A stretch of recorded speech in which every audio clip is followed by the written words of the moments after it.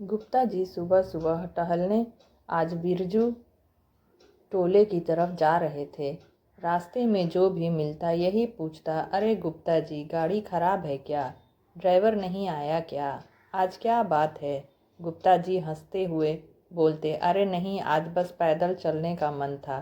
गुप्ता जी पहुंच गए जहां उनको जाना था और मलिन बस्ती में घर के बाहर से आवाज़ लगाते हुए बोले, अम्मा, ओ अम्मा, आपके बेटे ने पैसा भेजा है। गुप्ता जी की बड़ी दुकान थी जिसमें ऑनलाइन का सब काम होता था। बहुत सारे नौकर चाकर, पर अम्मा को पैसा देने खुद गुप्ता जी ही आया करते थे, कभी गाड़ी से तो कभी पैदल। अम्मा आवाज़ सुनकर अपनी आंखों पर चढ़े चश्मे को उतार आंचल से साफ कर वापस पहनती अम्मा की बूढ़ी आंखों में अचानक एक चमक सी आ गई। गुप्ता जी से बोली, बेटा, बहुत दिन हो गए अपने बेटे से बात किए हुए। आज मेरी बात करवा दो अपने मोबाइल से। गुप्ता जी ने टालना चाहा, पर जिद की वजह से, बेटा पहले ज़रा बात करवा दो। अम्मा ने उम्मीद भरी निगाहों से गुप्ता जी की ओर देखा। अम्मा, इतना टाइम नहीं रहता मेरे पास कि हर बार आपके बेटे से आपकी बात करवा सकूं। गुप्ता जी ने अम्मा को अपनी जल्दबाजी बताना चाहा, लेकिन अम्मा उससे विनती करने लगी, बेटा बस थोड़ी देर की ही तो बात है, एक बार करवा दो। अम्मा की आंखों से आंसू गिरने लगे। अम्मा, आप मुझसे हर बार बात करवाने की जिद न किया करो। यह कहते हुए गुप्ता जी ने रुपए अम्मा के हाथ में रखने से पहले अपने मोबाइल पर कोई नंबर डायल करने को किया।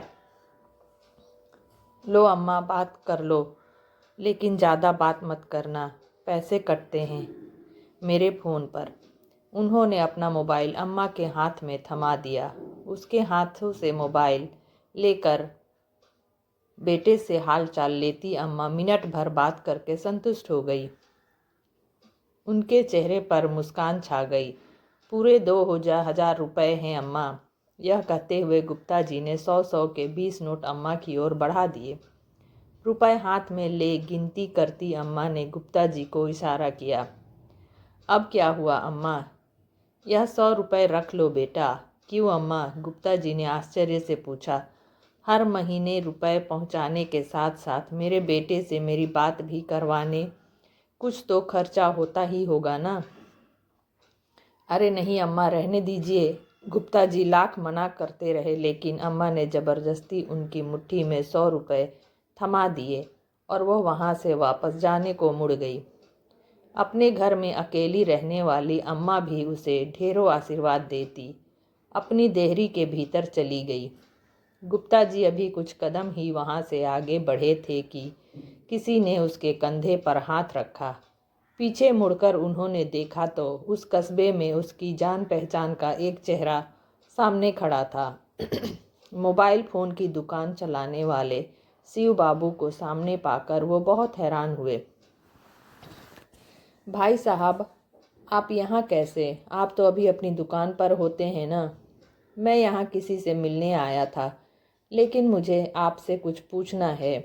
शिव बाबू की निगाहें गुप्ता जी के चेहरे पर टिक गई।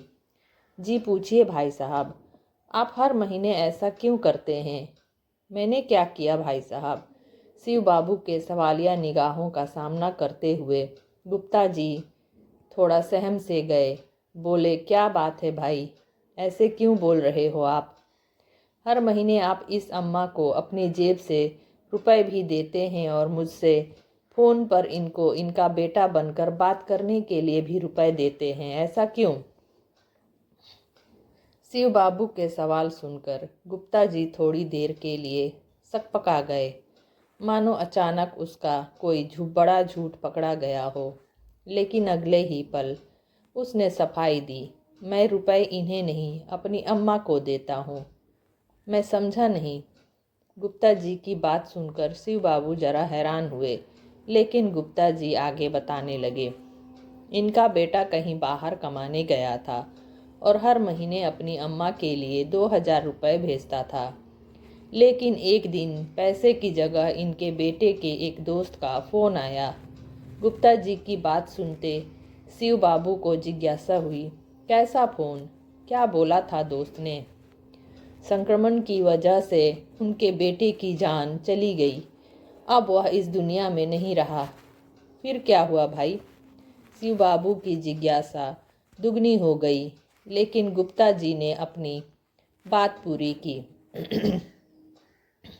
हर महीने चंद रुपयों का इंतजार और बेटे की कुशलता की उम्मीद करने वाली इस अम्मा को यह बताने की मेरी हिम्मत नहीं हुई। मैं हर महीने अपनी तरफ से इनको पैसे लेकर आता हूँ, लेकिन यह तो आपकी अम्मा नहीं है ना। मैं भी हर महीने 3,000 रुपये भेजता था अपनी अम्मा को, लेकिन अब मेरी अम्मा भी कहाँ रहती है। यह कहते हुए गुप्ता जी की आंखें भर आई। हर महीने गुप्ता जी से रुपए लेकर अम्मा से उनका बेटा बनकर बात करने वाला शिव बाबू आज गुप्ता जी के एक अजनबी अम्मा के प्रति आत्मिक स्नेह देख निशब्द रह गए और बोले, भाई साहब, आज से इस अम्मा के एक नहीं 2 बेटे हैं। अब से 1,000 मैं भी आपको दूंगा। आप उसी लिफाफे में भरकर अम्मा को दे दिया करिएगा। और हाँ भाई साहब, अब से मैं आप अम्मा के बेटे बनकर बात करने का जो पैसा लेता था नहीं लूँगा। आज से अम्मा के 2 बेटे मिलकर ख्याल रखेंगे। दोनों आपस में यही बोलते हुए चले जा रहे थे।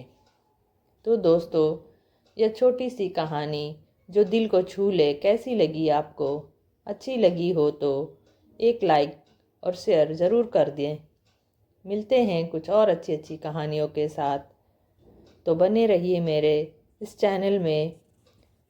Thank you.